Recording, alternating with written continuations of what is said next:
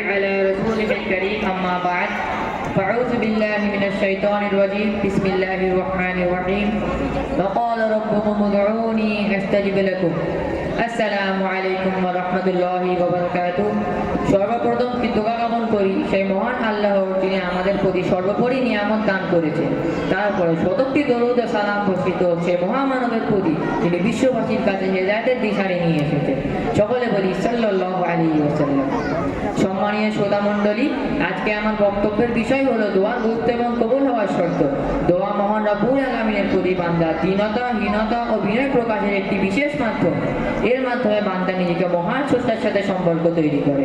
বাস্তবতা হলো সৃষ্টি জগতের সবকিছুই আল্লাহ রাব্বুল আলামিনের মুখাপেক্ষী।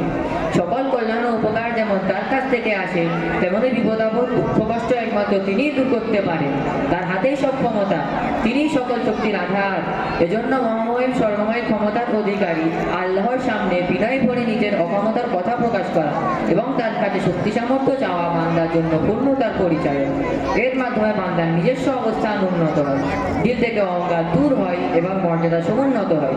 সুতরাং আল্লাহ তাআলা বলেন, তোমরা আমার কাছে চাও, আমি তোমাদের প্রার্থনা কবুল করব। বান্দা যখন আল্লাহর কাছে তার নিজের প্রয়োজন অভাবের কথা তুলে ধরে, তখন আল্লাহ তাআলা খুব খুশি হন এবং তিনি বলেন, ফাকুলতু আস্তাগফিরু রাব্বাকুম ইন্নাহু কানা গাফফারা। তোমরা তোমাদের পালনকর্তার কাছে ক্ষমা প্রার্থনা করো, তিনি অত্যন্ত ক্ষমাশীল। বান্দা যদি গুনাহের পাহাড় নিয়ে হাজির হয় এবং আল্লাহর কাছে ক্ষমা চায়, তাহলে আল্লাহ তাকে ক্ষমা করে দেবেন। সম্মানীয় শ্রোতা মণ্ডলী, দোয়া কেবল গুনাহ ক্ষমা করার মাধ্যম নয়, বরং দোয়া এটি পূর্ণ ইবাদত। সুতরাং রাসূল সাল্লাল্লাহু আলাইহি ওয়াসাল্লাম বলেন, দোয়াই হলো ইবাদত। অন্য এক হাদিসে হযরত আবু হুরায়রা রাদিয়াল্লাহু তাআলা আনহু হতে বর্ণিত এক হাদিসে এসেছে, দোয়ার চেয়ে আল্লাহ সুবহানাহুর কাছে উত্তম কোনো বস্তু নেই। ইবনে মাজাহ। উক্ত হাদিস প্রমাণিত হলো দোয়া একটি গুরুত্বপূর্ণ ইবাদত। যে অনেক ক্ষেত্রে আমরা সামান্য ভুলের কারণে এই মহৎ ইবাদতকে নষ্ট করে ফেলি।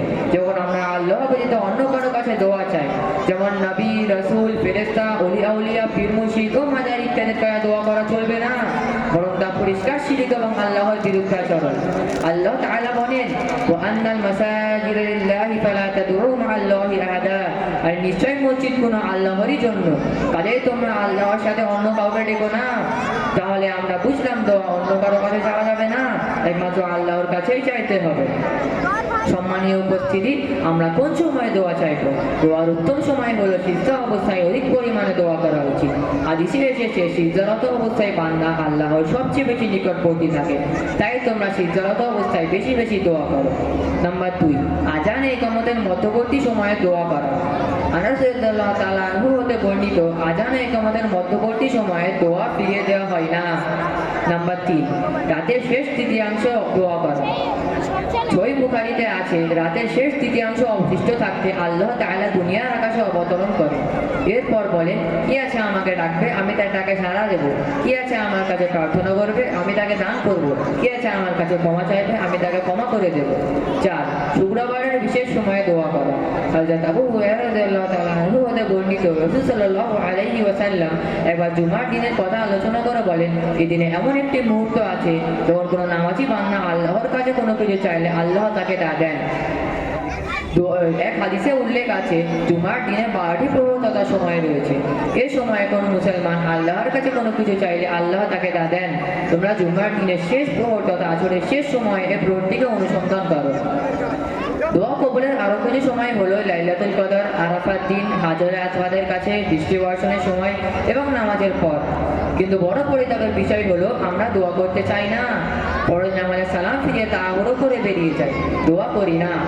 সম্মানীয় শ্রোতা মণ্ডলী, আমরা দোয়া কবুল হওয়ার জন্য অনেক অনুনয় বিনয় করি এবং অনেক সময় বারবার দোয়া করি, কিন্তু দোয়া কবুল না হওয়ার কারণে নিরাশ হয়ে আর দোয়া করি না। প্রিয় দিনী ভাইয়েরা, দোয়া কবুল হওয়ার জন্য কিছু শর্ত রয়েছে। এক হলো পরিশুদ্ধ বিশ্বাস, অর্থাৎ খালেস ও নির্ভেজাল নিয়ত করে দোয়া করা। 2, খাবার দাবার ও পোশাক পরিচ্ছদে হারাম বর্জন করে চলা। হযরত আবু হুরায়রা রাদিয়াল্লাহু তাআলা আনহু হতে বর্ণিত, তিনি বলেন, রাসূল সাল্লাল্লাহু আলাইহি ওয়াসাল্লাম বলেছেন, আল্লাহ তাআলা বলেন, হে রাসূলগণ, তোমরা পবিত্র ও ভালো বস্তু থেকে খাও এবং সৎকর্ম করো, নিশ্চয়ই তোমরা যা করো সে সম্পর্কে আমি সম্যক জ্ঞাত। সূরা আল মুমিনুন আয়াত 51। 3 জাগ্রত হৃদয় ও পোক্ত আশা নিয়ে দোয়া করা। হযরত আবু হুরায়রা রাদিয়াল্লাহু তাআলা আনহু রাসূল সাল্লাল্লাহু আলাইহি ওয়াসাল্লাম থেকে বর্ণনা করে, দোয়া অবশ্যই কবুল হবে এ দৃঢ় বিশ্বাস নিয়ে আল্লাহকে ডাকো। আর জেনে রাখো, আল্লাহ তাআলা কোনো কাফের ও উদাসীন হৃদয়ে দোয়া কবুল করেন না। সম্মানীয় শ্রোতা মণ্ডলী, দোয়া শর্তের পাশাপাশি এর কিছু আদবও রয়েছে। যদি আমরা শর্ত ও আদব সমূহ রক্ষা করে দোয়া করি, তাহলে আশা করা যায় আল্লাহ তাআলা আমাদের দোয়া কবুল করবেন, আমাদের শূন্য হাতে ফেরত দেবেন না। তাহলে এবার আসুন জেনে নেয় দোয়ার আদবগুলো কি। 1 পবিত্র অবস্থায় দোয়া করা। 2 দুহাত উঠিয়ে প্রার্থনা দোয়া করা। হাদিসে আছে, রাসূল সাল্লাল্লাহু আলাইহি ওয়াসাল্লাম বলেন, নিশ্চয় তোমাদের রব অতি লজ্জাশীল ও মেহেরবান, তাই তার বান্দারা যখন তার কাছে হাত ওঠায় তিনি তাদেরকে শূন্য হাতে ফেরত দিতে লজ্জা পান। বিনয় একাগ্রতার সঙ্গে দোয়া করা এবং আল্লাহর অনুগ্রহ লাভ ও তার শাস্তি থেকে বাঁচার প্রবল আগ্রহ নিয়ে দোয়া করা। আল্লাহ তাআলা বলেন, তোমরা তোমাদের রবকে ডাকো অনুনয় বিনয় করে ও চুপি সারে। আসলে দোয়া কবুলের শর্ত ও আদবসমূহ পূর্ণ করে দোয়া করলে অবশ্যই তা কবুল হওয়ার কথা।